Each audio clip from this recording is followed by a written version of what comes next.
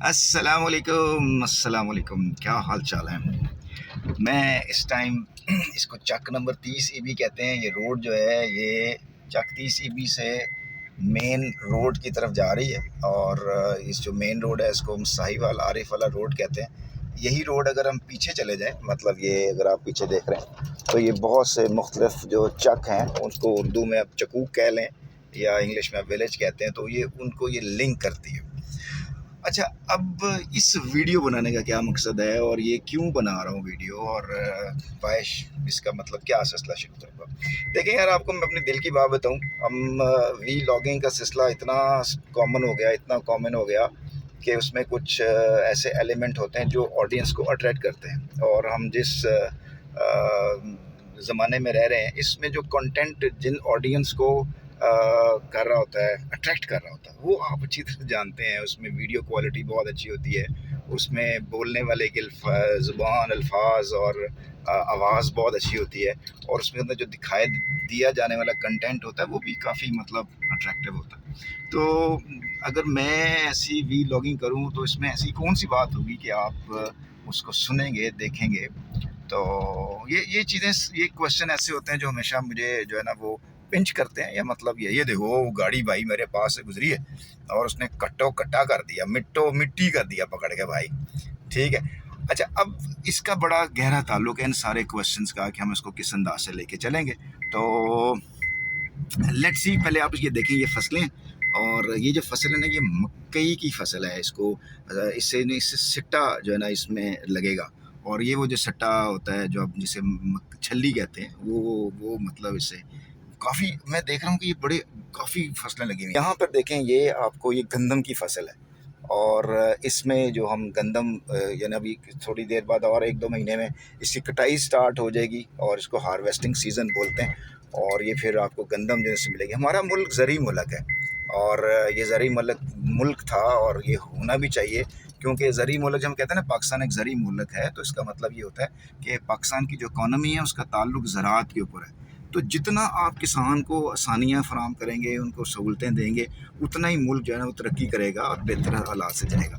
तो अब मैं वो क्वेश्चन सोच रहा था कि मैं ज़हन में कौन कौन से क्वेश्चन आ रहे हैं और मैं क्यों ये वी लॉगिंग करनी है, या क्यों ऐसी चीज़ें आपके लिए अपलोड करनी है जो आपको फ़ायदा हो ना। ठीक है।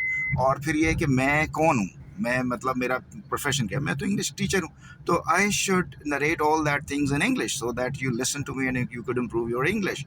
तो but the problem is, I tell you कि कैटेगोरिकली आपको बताऊं बात को, कि हम जब ये इस तरह की चीज़ें कहते हैं ना कि मैं आपको इंग्लिश सिखाना चाहता हूँ, तो अगर मैं कहूँ यार ये गंदम की फसल है, तो मैं अटक जाता हूँ यार गंदम को इंग्लिश में क्या कहते हैं। तो ये यहाँ, और ये जो देखिए, ये जो दरख्त आपके साथ साथ चल रहे हैं, इन दरख्तों को तो इंग्लिश में कहा जाता होगा ना। हम कहते हैं यार अंग्रेज़ों के मुल्क में तो ये ऐसे दरख्त होते ही नहीं है, तो लिहाजा इनका कोई नाम ही नहीं होगा। लेकिन ऐसा नहीं है, मतलब दे हैव देयर नेम्स। अच्छा, अब ये जो दूर तक आप जो आपको ये आसमान नज़र आ रहा है, और इस आसमान के साथ ये जो फैली हुई दूर तक मैदानी इलाके की जो फसलें हैं, ये कितना खूबसूरत मंजर लग रहा है। इसको how to describe in English. और अच्छा, अब अगर मैं अपनी वी लॉगिंग को सिर्फ इस पे ऊपर ले जाऊँ कि यार आपने इंग्लिश को कैसे इंप्रूव करना है, तो फिर जो बाकी जिनको इंटरेस्ट नहीं है इंग्लिश के अंदर, वो कहेंगे दफ़ा मरो यार, ये तो नहीं देख। ये सारे क्वेश्चंस हैं मेरे जहन के अंदर, और इसी वजह से शायद जो है वो कोई अच्छा कंटेंट डेवलप नहीं हो पा रहा। लेकिन ये है कि कुछ ना कुछ तो चलें, होना चाहिए। अब आप ये देखें कि यहाँ पे ये जो फसलें हैं ये सब्ज़ हैं, उसके साथ जो वो गंदम की फसल है उसको वीट क्रॉप्स ऑब्वियसली कहेंगे इंग्लिश के अंदर। और ये ट्यूबवेल है, और ये ट्यूबवेल देखें इसके साथ किससे चलता है। पहले पहले ये डीजल से चलाया करते थे, फिर ट्रैक्टर लगाया करते थे, फिर बिजली से चलता था, और बिजली इतनी महंगी हो गई हुई है, तोबा तोबा तो। ये मोहम्मद नवाज़ वड़ाइच का जो है। ओके जी, ये है सर, ये तो फिर ज़मीनें, फसलें सारी। और अगर यहाँ पे मैं चौधरी होता, ठीक है, जागीरदार होता, मैं कहता ये सारी फसलें मेरी फसलें हैं भाई। और वैसे कहने को तो फसलें हमारी हैं ही, और मेरा मुल्क है, तो ये मेरे मुल्क का किसान है, और मेरे मुल्क के किसान को इज़्ज़त दी जानी चाहिए ना। ले जी, अब हम पहुँचे हैं यहाँ पे, ये इसको कहते हैं पक्की। क्या पक्की ब्याह हमारे इस गाँव के मतलब लोग कहते हैं जी पक्की तो चले हैं असी। तो ये पक्की आने वाली है, मतलब ये स्टॉप आने वाला। और यहाँ पे देखिए जो सड़क है, मतलब मैं बहुत आहिस्ता आहिस्ता इसलिए चला रहा हूँ कि यहाँ खड्डे बड़े हैं, और खड्डों को इंग्लिश में जो है वो पाथ होल कहते हैं, पाथ होल। चले चले अंग्रेज़ी का टच भी देते हैं साथ साथ। तो ये ठीक ठाक जो ना वो खड्डे पड़ते हैं। ये मतलब इस सड़क को अरसा हो गया, किसी हुकूमती नुमाइंदे की तवज्जो नहीं पड़ी, कभी वो बेचारी बनी नहीं है जिस तरह से बनना चाहिए था इसको। तो चलें खड्डों खुड्डों से गुजर कर हम आ गए हैं, ये आपको पक्की दिखाते हैं। और पक्की मतलब स्टॉप है हमारा यहाँ पे। और ये बेचारा चक नंबर 30 भी इस लिहाज से काफ़ी बदकिस्मत है कि ये बेचारा ना आज से 40 साल पहले भी ऐसे ही था, गुमनाम सा, बदनाम सा। यहाँ बदनाम तो बल्कि पहले ज़्यादा बात था, यहाँ पे एक भट्ठा वगैरह भी लगा हुआ था, ईंटें वगैरह थी। ये बेचारी एक मस्जिद है छोटी सी, और यहाँ पे एक अच्छा खासा कोई टी स्टॉल भी लगा हुआ था। अब ऐसी कोई चीज़ यहाँ पे नहीं है। अगर आप कभी इत्तेफाक से रात को गुजरें तो आपको कोई चीज़ जो है वो नज़र नहीं आएगी इस तरह से। वो आप बस जो गुजरती है ना, यहाँ पे आती है जब बस, तो उसको पता नहीं चलता कौन सा स्टॉप आया और कहाँ से निकल गए। और अक्सर याद पड़ता है अगर बस पे आते होते थे ना, तो 2-3 मील पहले ही रुक जाते थे कि भाई ती वाली पुली आने लगी है। तो ये मेरा गाँव है जी। तो अब हम आ गए हैं इस बड़ी रोड के ऊपर। ये मेन रोड है, जीटी रोड जिसको कहते हैं। और ये इस रोड को, ये साहिवाल आरिफ वाला रोड है। ये आगे मैं आरिफ वाला की तरफ जा रहा हूँ, मेरे बड़े प्यारे दोस्त हैं, उनसे मिलने के लिए जा रहा हूँ। और वो क्या अजीम दोस्त है भाई, वो दोस्त दोस्त होता है। तो दोस्त की कोई डेफिनेशन नहीं होती, दोस्त मतलब दोस्त होता है बस। 2-3 मील पहले ही रुक जाते थे कि भाई ती वाली पुली आने लगी है। तो ये मेरा गाँव है जी। तो अब हम आ गए हैं इस बड़ी रोड के ऊपर। ये मेन रोड है, जीटी रोड जिसको कहते हैं। और ये इस रोड को, ये साहिवाल आरिफ वाला रोड है। ये आगे मैं आरिफ वाला की तरफ जा रहा हूँ, मेरे बड़े प्यारे दोस्त हैं, उनसे मिलने के लिए जा रहा हूँ। और वो क्या अजीम दोस्त है भाई, वो दोस्त दोस्त होता है। तो दोस्त की कोई डेफिनेशन नहीं होती, दोस्त मतलब दोस्त होता है बस। और ये जनाब हम डबल रोड है, ये जो रोड यहाँ से वापस जो है वो साहिवाल की तरफ जा रही है। यहाँ भी देखिए बड़ी दूर दूर तक फसलें हैं, और अमेजिंग। ठीक है जी। इस रास्ते पे जो बड़े बड़े स्टॉप आएंगे, जो भी इस तरह होगा। ये रोड बड़ी ख़तरनाक रोड है, क्योंकि यहाँ पे जैसे ही मोटरसाइकिल वाले और गाड़ियों वाले जब इस रोड पे आते हैं तो वो स्पीड पट देते हैं पकड़ के। मतलब अब हम इस रोड पर हैं और आप देखें थोड़ी हमारी स्पीड तेज़ है। और ये देखें यहाँ पे आपको हर किस्म की जो है वो ट्रैफिक मिलेगी, क्योंकि ये हार्वेस्टर है ये। और यहाँ से जो गंदम की फसल है उसको हार्वेस्ट करते हैं, मतलब गंदम की कटाई की जाती है इससे। और यहाँ पे देखें ना, ये बाइक वाला भाई साहब कैसे कैसे यहाँ से वो जिधर से दिल करेगा उसने उसको मोड़ देना है। तो यहाँ पर ट्रैफिक डिफ़िकल्ट होती है, गाड़ी चलाना डिफ़िकल्ट होता है इस लिहाज से कि ये देखें ना, यहाँ पे ये साथ ही गांव है और यहाँ पे रिहाइश है, और ये मुसाफिर पैदल चलने वाले जहाँ से जो दिल करेगा, जैसे वो भाईजान देखिए जी, इसको कहते हैं भट्टा खशित।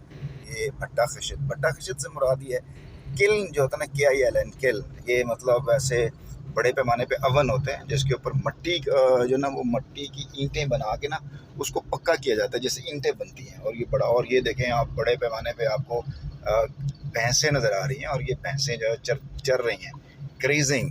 और ये जो मरगज़ार होते हैं उसको पैस्चर्स बोलते हैं, फील्ड होते हैं जिसके अंदर ये जो भैंसें बड़े पैमाने पर जो है वो बनाई जाती हैं। बहुत बड़ी इंडस्ट्री है ये वाली। और इत्तेफाक से आपको ये लाहौर में ऐसा सहूलत आपको मौजूद नहीं होगी, इस तरह की दूध खालस भैंसों से आपको दूध मिल सके।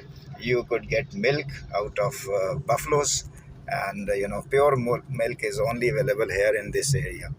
एंड चलें, आई होप सो कि आपको ये चीज़ें अच्छी लग रही होंगी, कम से कम एंजॉय तो कर रहे होंगे आप। विलेज लाइफ जिसको पेस्टरल लाइफ भी कहते हैं, ओपन एरिया होता है ये, कंट्री लाइफ को भी कहते हैं इसको। और मेन रोड पे, और मैंने अभी मेन रोड के बारे में बताया कि यहाँ पे हर तरह की ट्रैफिक होती है। ये गधा गाड़ी जो है ना, बल्कि ये बैल गाड़ी है, क्योंकि बैल इसको जो है ना वो खींच रहा है। और ये साथ साथ जो है वो घर भी बने हुए हैं, इनको फार्म हाउसेस भी। ये उस तरह के फार्म हाउस नहीं है जो लाहौर में होते हैं, मतलब यहाँ पे उन्होंने घर के साथ साथ घर बनाए हुए हैं। और इस लोकेलिटी के लिहाज से खासे महंगे जो है ना वो घर हैं। ओके जी। चलें, बाकी हम अगले एक जो ना वो पॉइंट था जिसको दिल्लू वाला बंगला कहते थे। आई रिग्रेट कि वो मिस हो गया। वो बड़ा खूबसूरत एक पुली है, मतलब नहर नीचे से गुजरती है और बड़ी यादगार और तारीखी है। ये देखें, आपको ये नज़र आएगा, ये छोटी छोटी फैक्ट्रीज़ हैं यहाँ पे लगी हुई। और ये किसी भी मुल्क की तरक्की के लिए, मतलब अगर आप चाइना की तरक्की के मॉडल की बात करें तो ये राइस मिल्स है जी। यहाँ पे कंप्यूटर का कांटा भी लगा हुआ है, बस देखें कैसे तेज़ से पास गुजरी है। तो चाइना के मॉडल में ना ये है कि वो भी बहुत बड़ा एग्रीकल्चरल लैंड है। तो वो क्या करते हैं कि अपनी प्रोडक्ट को जो उन्होंने बनाई होती हैं, उस प्रोडक्ट को, वो एक होता है रॉ मटेरियल, मतलब जैसे जैसे गंदम उगी है, उसने काटा है तो वो गंदम सारी बाहर भेज दी, लेकिन उस गंदम से प्रोसेस करके आटा बना लेना, गंदम से प्रोसेस करके बहुत सी प्रोडक्ट बनाना, ये सारी बात है फैक्ट्रीज में किया जाता है काम। तो वो उसकी फैक्ट्रीज जो है ना, वो उसी जगह पर ही लगाई जाती हैं, उसी जगह पे लगाई जाती हैं। जितनी आपकी एग्रीकल्चर लैंड और फैक्ट्रीज़ का आपस में रिलेशनशिप बनता है, उतनी ज़्यादा तरक्की के काम होते हैं। तो अनफॉर्चुनेटली पाकिस्तान के अंदर वो फैक्ट्रीज़ का कल्चर नहीं है। दुख वाली बात आपको बताऊं कि बांग्लादेश ने क्या किया, हमसे बहुत आगे, टका बहुत आगे निकल गया, उनकी करेंसी बहुत आगे निकल गई, इंडिया का पैसा हमसे बेहतर चला गया, इवन अफगानिस्तान की इकॉनमी बेहतर हो गई। तो ये पाकिस्तान के अंदर क्यों नहीं हो सकता? कौन सा ऐसा असेब का साया है कि वो इतनी खूबसूरत कंट्री और इतनी जो है ना वसाइल से माला माल जो मुल्क है, उसको कैसे जो है ना वो रन किया जाता है? ये एक सवाल है और बड़ा दुख देने वाला सवाल है ना। तो इसके ऊपर भी बात होनी चाहिए और इसके ऊपर आप मतलब पढ़ाई। ये मस्जिद है जी, मस्जिद का कल्चर पाकिस्तान के अंदर बहुत मजबूत है। हम मसाजिद बनाने के बहुत ज़्यादा शौकीन हैं, बहुत पैसे लगाते हैं मसाजिद के ऊपर, और अल्लाह ताला से सवाब की उम्मीद लेकर के अल्लाह ताला हमें सवाब देगा उसको। तो बिल्कुल अल्लाह ताला सवाब ज़रूर देते हैं जी, इंशाल्लाह, क्यों नहीं देते। अच्छा जी, बात हम कर रहे थे एग्रीकल्चर और इंडस्ट्रियल एरिया। अब जिस मुल्क के अंदर एग्रीकल्चर और इंडस्ट्रियल जो प्रोग्रेस है वो साइड बाय साइड चल रही होती है, वो मुल्क तरक्की याफ्ता होता है। इकनॉमिक्स की बात आपकी कर रहा हूँ। तो आप अगर स्टूडेंट हैं, हमारी बात को सुन रहे हैं, तो आप अपने जहन के अंदर ये टारगेट बनाएं कि अगर आपको ये मौका दिया जाए कि आप एग्रीकल्चरल लैंड के का मतलब आप डिप्टी कमिश्नर बन जाएं, कोई और किसी अच्छी पोस्ट पे चले जाएं, तो पाकिस्तान को उन राहों पर ज़रूर लेके चलें। कम से कम अपने हिस्से का काम तो करें ना। अब मैं एक टीचर हूँ, मेरे ज़िम्मे सिर्फ ये है कि आपको बता सकूँ भाईजान हमारे पास ये वसाइल हैं, इसको इस अंदाज से जो है वो बेहतर किया जा सकता।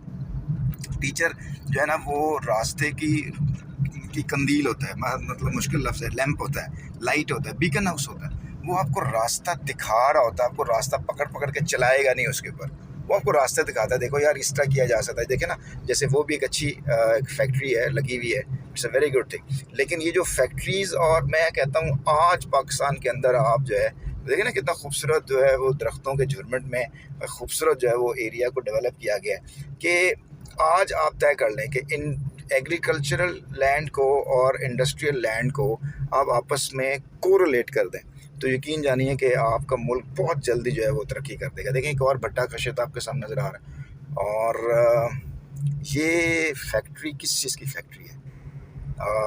मतलब ये जो भी है प्रोसेसिंग फैक्ट्री है। और देखें, मैं आपको बांग्लादेश की बात बता रहा था कि बांग्लादेश के अंदर जैसे हमारे यहाँ चलती हैं, आप तय कर लें कि इन एग्रीकल्चरल लैंड को और इंडस्ट्रियल लैंड को आप आपस में कोरिलेट कर दें, तो यकीन जानिए कि आपका मुल्क बहुत जल्दी जो है वो तरक्की कर देगा। देखें, एक और भट्टा कशित आपके सामने नज़र आ रहा है, और ये फैक्ट्री किस चीज़ की फैक्ट्री है? मतलब ये जो भी है प्रोसेसिंग फैक्ट्री है। और देखें, मैं आपको बांग्लादेश की बात बता रहा था कि बांग्लादेश के अंदर जैसे हमारे यहाँ चलती हैं स्कीमें चलती हैं जी, लंगर खाने बना दिए। मैं वो लंगर खानों के, अब ये ना समझिए मैं एंटी इमरान खान बात कर रहा हूँ, लंगर खाने खोल दीजिए, चलो जी सबको लंगर खाने खोल दिए। चलें जी, ये जो है बेनजीर इनकम स्कीम स्टार्ट हो गई। ये यार भिखारी बना रहे हैं आप सब लोग, मतलब आटे नाम घर जा के आप आटे तकसीम कर रहे हो। वो अल्लाह के बंदो, आप क्यों नहीं कोई फैक्ट्री लगा देते, क्यों नहीं कोई ऐसा प्लांट बना देते जिसके अंदर लोग खुद मुख्तारी के ज़रिए, खुददारी के ज़रिए चीज़ें खुद कमाएँ, खुद खाएँ यार। आप बजाय उनको घोड़े को पानी पर जाके उनको पानी पिलाएं, बल्कि क्या करें, उनको पानी घर पर जाने की बजाय उनको दरिया पे ले जाएं, पानी खुद पिएं वो पानी। समझ रहे ना बात को? तो instead of giving fish every day, teach them how to fish, that's the thing, और आपका मुल्क अपने पाँव पे खड़ा हो जाएगा। लेकिन मेरी अंडरस्टैंडिंग यूँ डेवलप हुई है इस पाकिस्तान के बारे में और पाकिस्तान के चलाने वालों के बारे में कि वो चाहते हैं, वो जानबूझकर पाकिस्तान को जो है वो तरक्की याफ्ता नहीं बनाना चाहते। आई डोंट नो वाई, ऐसा क्यों हो रहा है। वो जानबूझ उनकी पॉलिसीज़ ऐसी बनती हैं, उनके प्रोग्रामात ऐसे, उनकी चीज़ें ऐसी बन रही होती हैं कि वो लगता है कि उनकी नीयत जो है वो ठीक नहीं है। बाकी नीयतों के हाल अल्लाह ताला बेहतर जानते हैं। ये बाईपास आ गया जी, बाईपास 1 किलोमीटर के फासले पर है और अब मेरा ख्याल है कि आरिफाला के नज़दीक पहुँचने वाले हैं। तो बात में कर रहा था कि पाकिस्तान की जो पॉलिसीज़ बनाने वाले, आप दुख वाली इस बात की कि एक हुकूमत अगर अपनी पॉलिसी बनाती है तो कम से कम 5 साल तो पूरे करने। ये देखें जी, दोबारा देखें।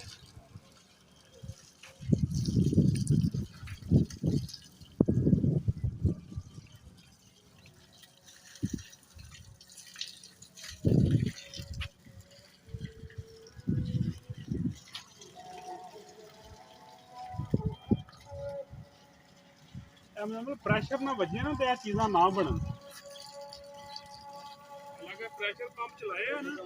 अच्छा, अब ये जो सोलर पैनल जो नए आ रहे हैं वो कहते हैं रात को भी चलते हैं। आया आ गए हैं, वो कहते हैं ये बड़े सस्ते हो गए हैं। है ऐसा कुछ ही? ये है गुलशन वहाब और यहाँ पर हमने आना था, यहाँ पे हम आ गए हैं। मकान नंबर है, देखते हैं जी मकान नंबर कौन सा। ये तो पार्लर है भाई, पार्लर पे तो नहीं आना हमने। और 117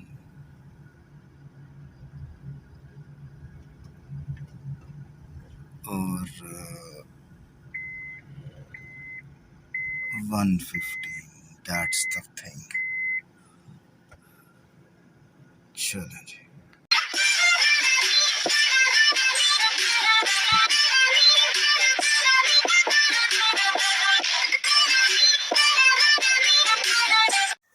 अच्छा, ये जो वीडियो आप इसको देखेंगे, ये अगर आप पहले देख लें कि ये एक खड्डा है, इसको ज़रा गौर से देखें तो ये तकरीबन ये 10-15-20 फुट तो है।